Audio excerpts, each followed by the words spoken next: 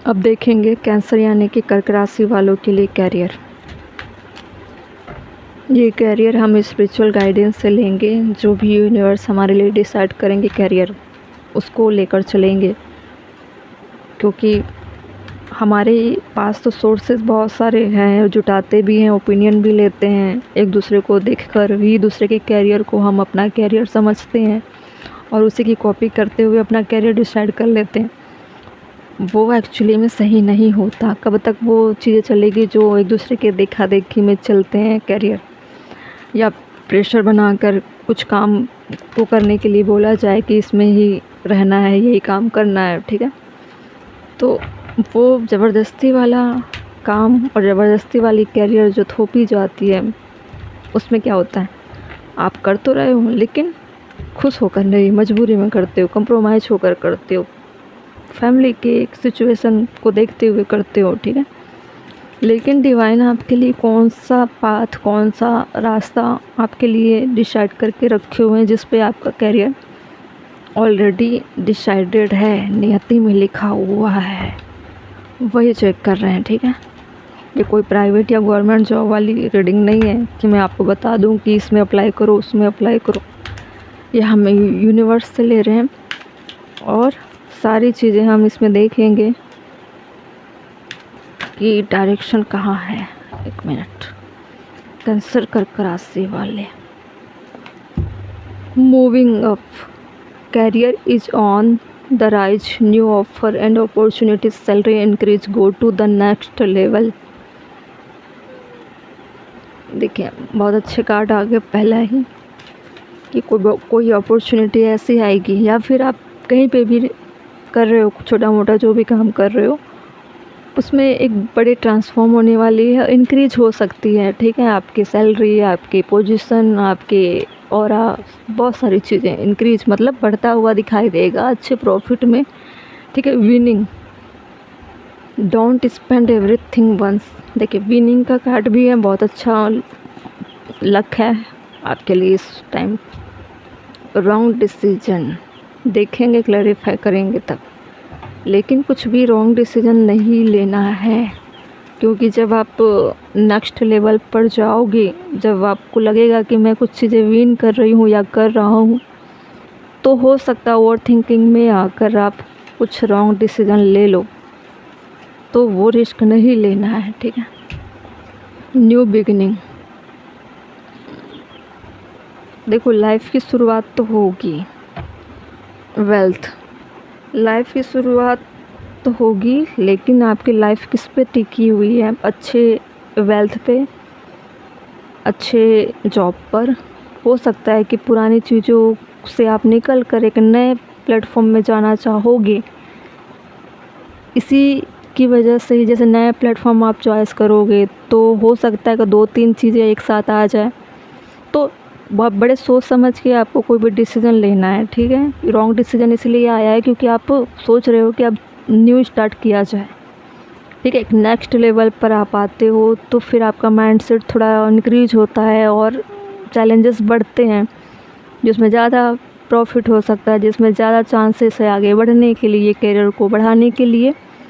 तो decision over thinking में आकर नहीं करना है कि मुझे ज़्यादा वेल्थ चाहिए तो मैं ऐसे ऐसे रिस्क ले लूँ या आगे बढ़ जाऊँ, ऐसा कुछ भी नहीं करना है, ठीक है। मुझे ऐसा लग रहा है हो सकता है कि आप कोई बिजनेस करो या फिर कोई ऐसे मल्टीनेशनल कंपनी में किसी एम्प्लॉय के तौर पर आपका प्रमोशन हो, उसको लेकर आप कुछ बड़ा करने का सोचो, टीम वर्क।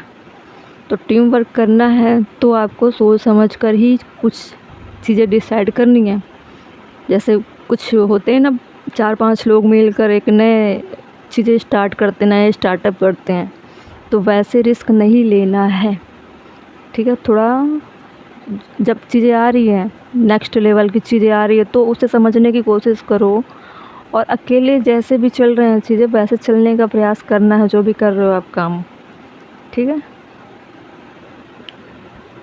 रिस्क लेना अभी नहीं है, देखते हैं, क्लैरिफाई करते हैं।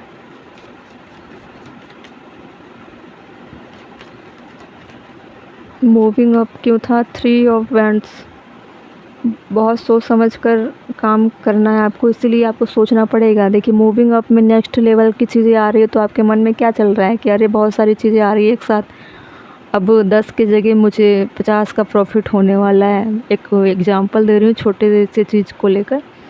तो आपके दिमाग में क्या हो रहा है, ओवर थिंकिंग हो रही है, मैं ये कर लूँ, मैं वो कर लूँ, मैं ये कर लूँ, वो कर लूँ, ऐसी चीज़ें चल रही है, ठीक है।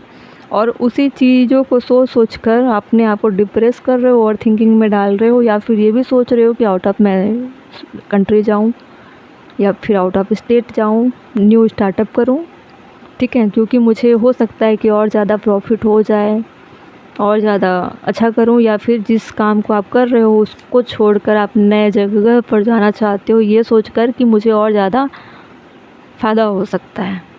लेकिन यही डिसीजन नहीं लेना है, ठीक है। विनिंग क्यों है? द हाई प्रिस्टिस, देखिए द हाई प्रिस्टिस में भी ऐसी चीज़ें जो हिडन रहती है, मतलब आप जैसा सोच रहे हो क्या पता वैसा ना हो, कुछ और चीज़ें निकल जाए। द हाई प्रिस्टिस बहुत ज़्यादा मिस्टीरियस रहती है चीज़ें। तो आपके हिसाब से बोला जा रहा है कि पहले तो अपने आप में परफेक्ट आपको बनना है, तभी कुछ चीज़ें शुरुआत करनी है, ठीक है।